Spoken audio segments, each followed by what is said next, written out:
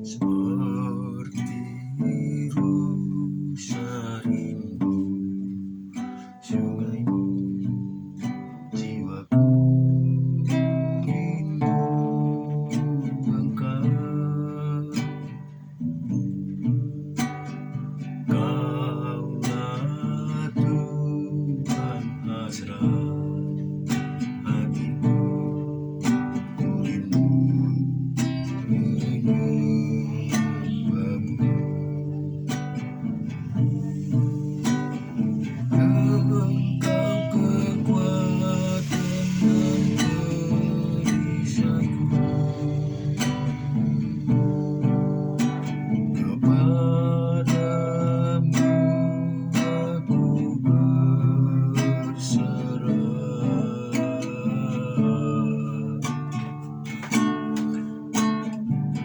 Kaulah Tuhan hasrat hatiku, ku rindu menyembahmu.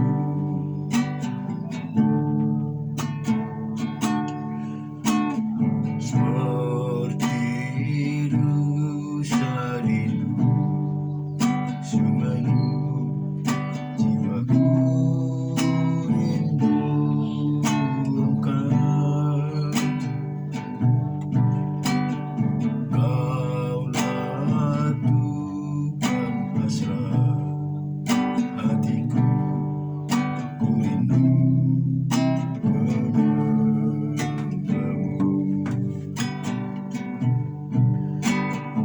Engkau kekuatan dan perisaiku, kepadamu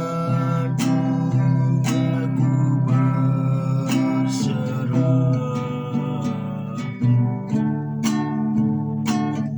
Kaulah Tuhan hasrat hatiku, ku rindu menyembahmu.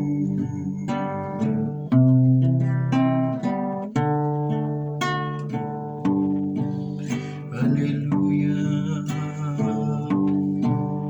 haleluya.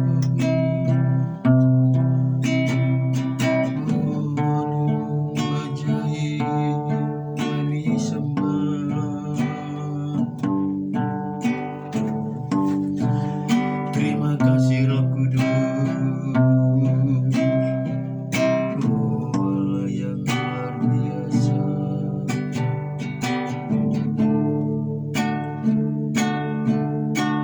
Seperti sungai rindu sungaimu, jiwaku rindu engkau. Kaulah Tuhan hasrat hatiku, ku rindu menyembahmu. Terima kasih Tuhan, terima kasih Bapa buat hari ini, pemeliharaan-Mu yang sangat luar biasa Bapa. Biarlah hari ini Tuhan kami mau renungkan firman-Mu Bapa, jadikan menjadi firman yang luar biasa di hidup kami, memberikan pemeliharaan hidup kami Tuhan, sehingga kami senantiasa selalu dekat dan melekat di Padamu. Terima kasih Tuhan, terpuji nama-Mu. Amin. Salam sejahtera, selamat beraktivitas kembali. Biarlah kiranya hari ini jauh lebih baik dari hari kemarin. Berkat Tuhan selalu berkelimpahan di hidup kita. Kita akan membaca kebenaran firman Tuhan terambil dari Matius pasal yang ke-6 ayat yang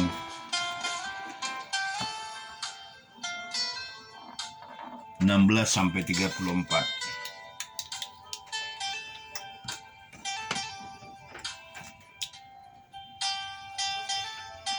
Dan apabila kamu berpuasa, janganlah muram mukamu seperti orang munafik. Mereka mengubah air mukanya supaya orang melihat bahwa mereka sedang berpuasa. Aku berkata kepadamu, engkau berpuasa, minyakilah kepalamu dan cucilah mukamu, supaya jangan dilihat oleh orang bahwa engkau sedang berpuasa, melainkan hanya oleh Bapamu yang ada di tempat tersembunyi. Maka Bapamu yang melihat yang tersembunyi akan membalasnya kepadamu. Jangan kamu mengumpulkan harta di bumi. Di bumi ngengat dan karat merusakkannya, dan pencuri membongkar serta mencurinya. Tetapi kumpulkanlah bagimu harta di surga. Di surga ngengat dan karat tidak merusaknya, dan mencuri tidak membongkar serta mencurinya. Karena di mana hartamu berada, di situ juga hatimu berada.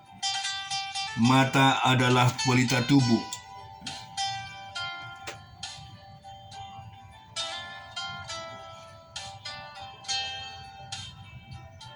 Jika matamu baik, teranglah seluruh tubuhmu.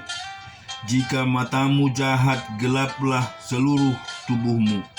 Jadi jika terang yang ada padamu gelap, betapa gelapnya kegelapan itu.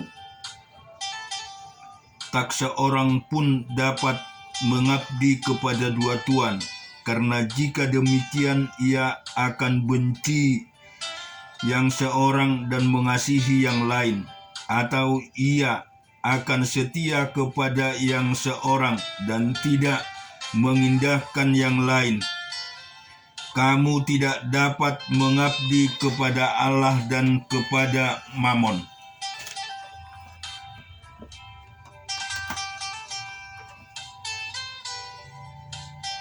Karena itu aku berkata kepadamu, janganlah khawatir akan hidupmu, akan apa yang hendak kamu makan atau minum, dan janganlah khawatir pula akan tubuhmu, akan apa yang hendak kamu pakai.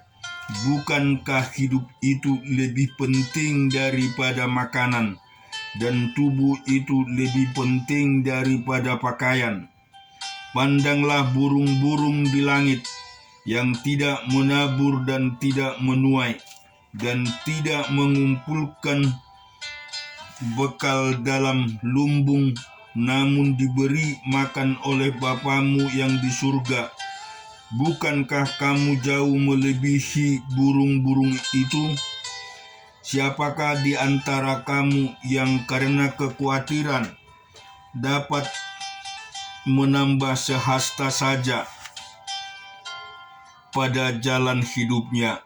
Dan mengapa kamu khawatir akan pakaian? Perhatikanlah bunga bakung di ladang yang tumbuh tanpa bekerja dan tanpa memintal. Namun aku berkata kepadamu, Salomo dalam segala kemegahannya pun tidak berpakaian seindah salah satu dari bunga itu. Jadi jika demikian, Allah mendandani rumput di ladang yang hari ini ada dan besok dibuang ke dalam api. Tidakkah ia akan terlebih lagi mendandani kamu, hai orang yang kurang percaya? Sebab itu jangan kamu khawatir dan berkata, apakah yang akan kami makan? Apakah yang akan kami minum? Apakah yang akan kami pakai? Semua itu dicari bangsa-bangsa yang tidak mengenal Allah. Akan tetapi Bapamu yang di surga tahu bahwa kamu memerlukan semuanya itu. Tetapi carilah dahulu kerajaan Allah dan kebenarannya, maka semuanya itu akan ditambahkan kepadamu. Sebab itu janganlah kamu khawatir akan hari esok, karena hari besok mempunyai kesusahannya sendiri. Kesusahan sehari cukuplah untuk sehari. Kita juga akan membaca di Ayub 9, di Ayub 10 ayat 1 sampai 20. Aku telah bosan hidup, aku hendak melampiaskan keluhanku. Aku hendak berbicara dalam kepahitan jiwaku. Aku akan berkata kepada Allah, jangan mempersalahkan aku, beritahukanlah aku, mengapa engkau berperkara dengan aku. Apakah untungnya bagimu mengadakan penindasan, membuang hasil jeripayah tanganmu, sedang engkau mendukung rancangan orang fasik? Apakah engkau mempunyai mata badani? Samakah penglihatanmu dengan penglihatan manusia? Apakah hari-harimu seperti hari-hari manusia? Tahun-tahunmu seperti hari-hari orang laki-laki? Sehingga engkau mencari-cari kesalahanku dan mengusut dosaku, padahal engkau tahu bahwa aku tidak bersalah dan bahwa tiada seorang pun dapat memberi kelepasan dari tanganmu. Tanganmulah yang membentuk dan membuat aku, tetapi kemudian engkau berpaling dan hendak membinasakan aku. Ingatlah bahwa engkau yang membuat aku dari tanah liat, tetapi engkau hendak menjadikan aku debu kembali. Bukankah engkau yang mencurahkan aku seperti air susu dan mementalkan aku seperti keju? Engkau mengenakan kulit dan daging kepadaku, serta menjalin aku dengan tulang dan urat. Hidup dan kasih setia kau karuniakan kepadaku, dan pemeliharaanmu menjaga nyawaku. Tetapi inilah yang kusembunyikan di dalam hatimu. Aku tahu bahwa inilah maksudmu. Kalau aku berbuat dosa, maka engkau akan mengawasi aku, dan engkau tidak akan membebaskan aku daripada kesalahanku. Kalau aku bersalah, celakalah aku. Dan kalau aku benar, aku takkan berani mengangkat kepalaku, karena kenyang dengan penghinaan dan karena melihat sengsaraku. Kalau aku mengangkat kepalaku, maka seperti singa engkau akan memburu aku dan menunjukkan kembali kuasamu yang ajaib kepadaku. Engkau akan mengajukan saksi-saksi baru terhadap aku.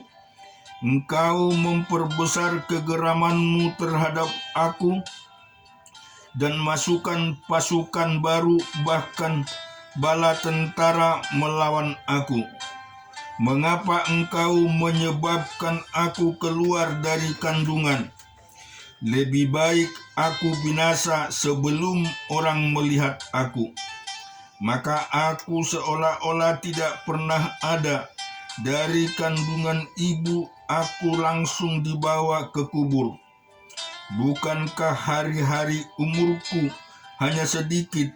Biarkanlah aku supaya aku dapat bergembira sejenak, sebelum aku pergi dan tidak kembali lagi ke negeri yang gelap dan kelam pekat. Negeri yang gelap gulita, tempat yang kelam pekat dan kacau balau, di mana cahaya terang serupa dengan kegelapan. Kita juga akan baca di Hakim-Hakim 6 ayat 21 sampai 40. Dan malaikat Tuhan mengulurkan tongkat yang ada di tangannya, dengan ujung disinggungnya daging dan roti itu.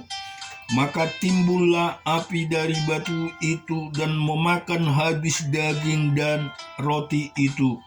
Kemudian hilanglah malaikat Tuhan dari pandangannya. Maka tahulah Gideon bahwa itulah malaikat Tuhan. Lalu katanya, celakalah aku Tuhan Allah, sebab memang telah kulihat malaikat Tuhan dengan berhadapan muka. Tetapi berfirman Tuhan kepadanya, Selamatkah engkau? Jawab, jangan takut, engkau tidak akan mati. Dan kita juga akan baca di Hakim-Hakim 7 ayat 1 sampai 10. Adapun Yerubal itulah Gideon bangun pagi-pagi dengan segala rakyat yang bersama-sama dengan dia. Lalu mereka berkemah dekat mata air di Harod. Berkemalah orang Midian itu ada di sebelah utaranya, dekat bukit More di lembah. Berfirmanlah Tuhan kepada Gideon, terlalu banyak rakyat yang bersama-sama dengan engkau itu daripada yang ku kehendaki untuk menyerahkan orang Midian ke dalam tangan mereka. Jangan-jangan orang Israel memegah-megahkan diri terhadap aku sambil berkata, tanganku sendirilah yang menyelamatkan aku. Maka sekarang serukanlah kepada rakyat itu, demikian siapa yang takut dan gentar biarlah ia pulang. Eyanglah dari pegunungan Gilead, lalu pulanglah 22.000 orang dari rakyat itu dan tinggal 10.000. Tetapi Tuhan berfirman kepada Gideon, masih terlalu banyak rakyat, suruhlah mereka turun minum air, maka aku akan menyaring mereka bagimu di sana. Siapa yang kufirmankan kepadamu, inilah orang yang akan pergi bersama-sama dengan engkau. Dialah yang akan pergi bersama-sama dengan engkau. Tetapi barang siapa yang kufirmankan kepadamu, inilah orang yang tidak akan pergi bersama-sama dengan engkau. Dialah orang yang tidak akan pergi. Lalu Gideon menyuruh rakyat itu turun minum air, dan berfirmanlah Tuhan kepadanya, barang siapa yang menghirup air dengan lidahnya seperti anjing menjilat, haruslah kau kumpulkan tersendiri. Demikian juga semua orang yang berlutut untuk minum. Jumlah orang yang menghirup dengan membawa tangannya ke mulutnya ada 300 orang. Tetapi yang lain dari rakyat itu semua berlutut minum air. Lalu berfirmanlah Tuhan kepada Gideon, dengan ke-300 orang yang menghirup itu akan kuselamatkan kamu. Aku akan menyerahkan orang Midian ke dalam tanganmu. Tetapi yang lain dari rakyat itu semua boleh pergi masing-masing ke tempat kediamannya. Dari rakyat itu mereka mengambil bekal dan sangkakala. Demikianlah seluruh orang Israel disuruhnya pergi masing-masing ke kemahnya. Tetapi ke-300 orang itu ditahannya. Adapun perkemahan orang Midian ada di bawahnya di lembah.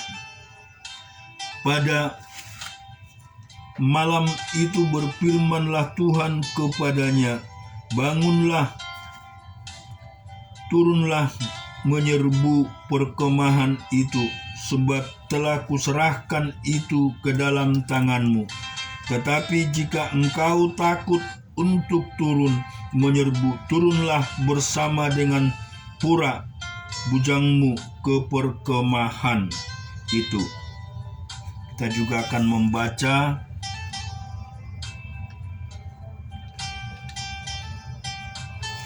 di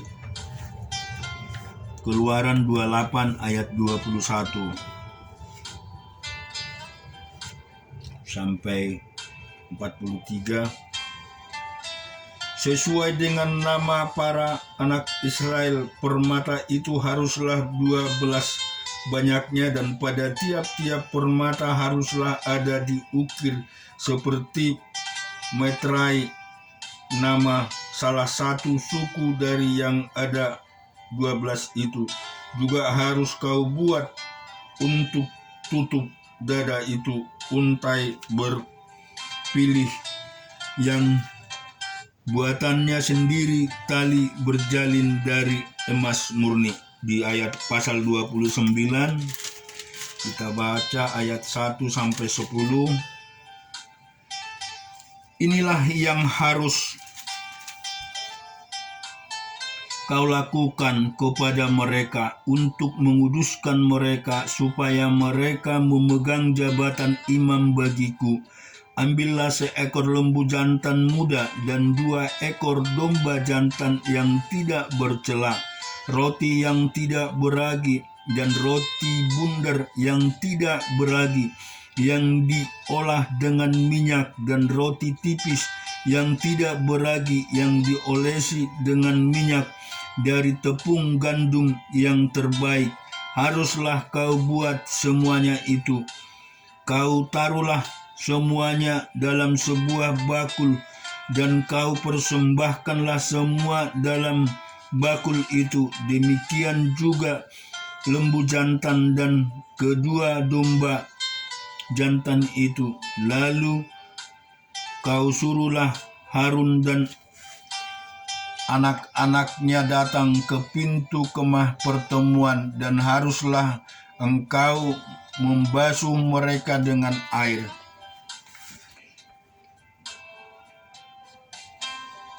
Kemudian kau ambillah pakaian itu, lalu kau kenakan kepada Harun kemeja, gamis, baju efod, dan baju efod serta tutup dada.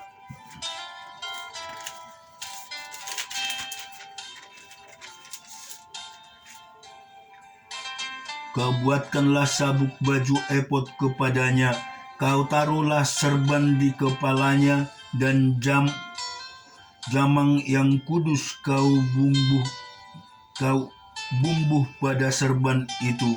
Sesudah itu kau ambillah minyak urapan, dan kau tuangkan ke atas kepalanya, dan kau urapilah dia. Kau suruhlah anak-anaknya mendekat, dan kau kenakanlah kemeja-kemeja itu kepada mereka. Kau ikatkanlah ikat pinggang kepada mereka, kepala Harun dan anak-anaknya, dan kau lilitkan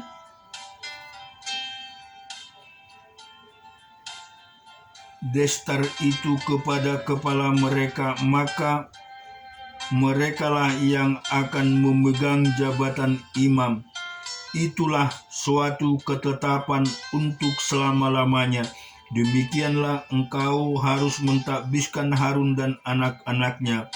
Kemudian haruslah kau bawa lembu-lembu itu ke depan kemah pertemuan. Lalu haruslah Harun dan anak-anaknya meletakkan tangannya ke atas kepala lembu jantan itu. Amin. Tuhan memberkati kita semua.